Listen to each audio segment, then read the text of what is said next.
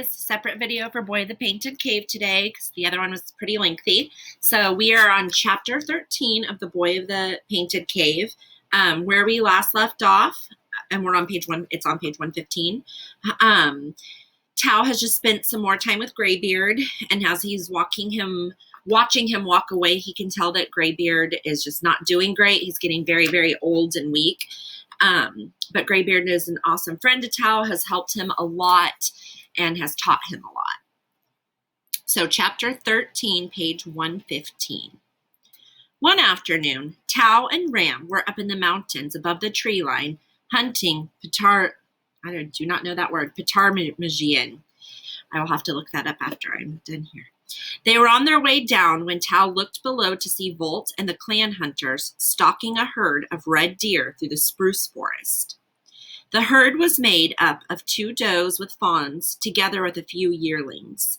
Tao counted them on his fingers. There were 9 in all. The wolf dog was eager to attack, but the boy held him back. They watched quietly from a distance as the hunters formed a large circle surrounding the unwary animals.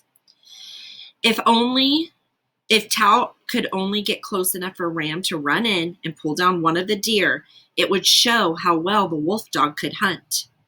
Cautiously, he led Ram down to the edge of the spruce woods as the hunters moved silently through the trees, getting ready to throw their spears. Unaware of the approaching danger, the deer grazed peacefully on moss and lichen. Tao's heart raced as the hunters crept closer to the unsuspecting deer. If he let the wolf dog go too soon, it would spook the animals and they would get away. He moved silently, slowly, trying to get as close as possible. Even if Ram could not catch one of the animals, he might be able to drive them into the spears of the waiting hunters. Tao knew it would have to be done at just the right moment. The wolf dog was ready to spring, and the boy could feel the tension in his body. In the middle of the wood, the deer were still browsing quietly. The hunters moved like leopard cats, slowly closing the circle. At that moment, Tao saw a full-grown doe near the edge of the herd. Tall and chestnut brown, she was the leader of the herd, and her black liquid eyes were alert, searching for danger. Ram could easily reach her within a few strides, but Tao waited. It was still too soon. "Stay," he whispered. The wolf dog's body trembled under Tao's hold as Ram strained to pull away. Still, Tao waited. Then he saw the big doe flinch. Her head came up and she sniffed the air. If she stamped and gave the alarm, the entire herd would disappear like the wind. He saw her body stiffen as she sensed danger, and Tao could wait no longer. With a quick nudge, he pushed Ram ahead. "Now," he whispered, "go." The wolf dog dashed out, running straight for the deer. With great bounding leaps, he raced between the spruce trees and past the ring of hunters, closing on his prey. The doe stamped and turned quickly, springing into the air. With a single leap, she spun around. For a flickering moment, both animals were blurred into one, and Tao was sure the wolf dog had made his kill. But when he looked again, he saw the big doe bounding away in the opposite direction. Quickly, Ram swerved to cut her off. It was too late. The deer was already strides ahead of him. Tao groaned as he saw the rest of the herd scatter and all of the deer escape through the ring of hunters. In his excitement, he had let Ram go too quickly. He heard the hunters grumbling and cursing, staring after the fleeing deer. Tao stood at the edge of the spruce wood, a sinking feeling in his heart as he saw Ram come loping through the trees. Then he saw Garth jump out of the underbrush directly in the wolf dog's path, threatening him with his spear. Ram crouched on the forest floor, his slitted eyes staring up at the leader, the hair along his back bristling. "Ghost of evil," roared Volt, stalking up behind Garth. "Scourge of demons, I will cut out your black heart."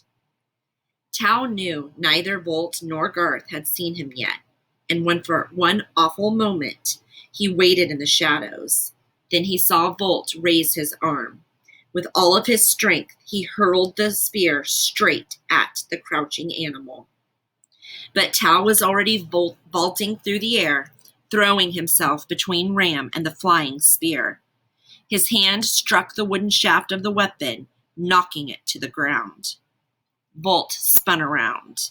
He looked at Tao, then at the wolf dog, then back at Tao again. A puzzled expression on his face. Then slowly, Volt began to understand, and a burning fury filled his dark eyes. Pah! He cried, almost spitting out the word. So this is how you hunt alone. You and this evil beast are one.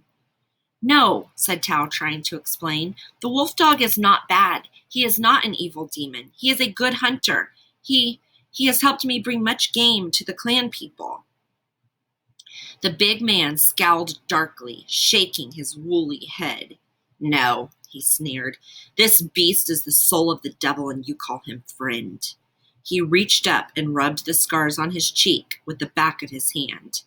This demon and his kind have haunted me all my life, and I will kill every last one of them. Garth stepped towards Tao, frowning, but Volt had already turned towards the woods. Come, he shouted to the hunters, help me kill this evil spirit and rid me of this curse. As Volt and Garth watched over the wolf dog, Tao crept into the nearby spruce trees. Tao heard the hunters coming. He knew there was no use in pleading for Ram's life. Volt would not listen, and the hunters would not care. Suddenly he jumped away, shouting, Come, Ram, come! Then the dog sprang between the waiting men, racing after Tao, down through the spruce wood and out across the open meadow. Tao did not look back, but he could hear the cries and shouts as the angry men followed. Dodging, turning, lurching through the tall grass, boy and wolf barely managed to keep ahead of their pursuers. Slipping through the birch stands, plunging through the high swamp grass, they raced for the slough. Excuse me. Halfway there, Tao saw some of the hunters running to cut him off. His heart sank. The route of escape was blocked. He would have to head for the river. Quickly he changed directions, leaping over the winding brooks. The bushes and trees became a blur of green. The ground sped away from beneath him. He ran through the edge of the oak forest, vaulting along his spear. His arms grew tired. If only he could stop to hide, to rest, and take a quick breath. Then he caught a whiff of smoke. He looked back and saw tongues of yellow flame licking into the sky. The hunters had started a grass fire to keep him from doubling back.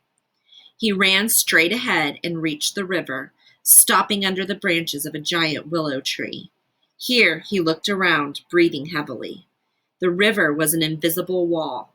On the far side was the land of the mountain people.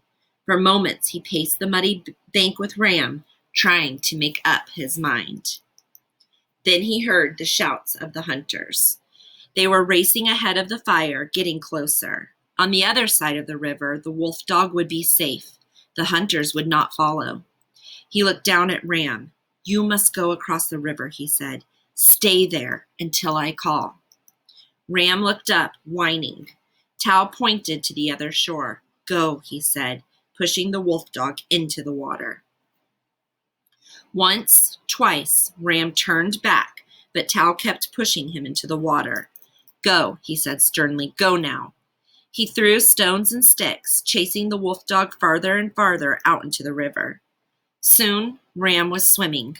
Tao saw his head bobbing on the water as the current carried him downstream. He watched as the wolf dog pulled himself up on the opposite shore and shook himself off. He saw him look back once or twice, then disappear into the trees. A moment later, the hunters came crashing through the underbrush. All right, so that concludes chapter 13. It's a pretty intense one. You are now going to go into Otis and answer the chapter 13 questions. Tomorrow we'll do chapter 14 and then you will submit them. I hope you have an amazing day. I will see you guys later. Bye.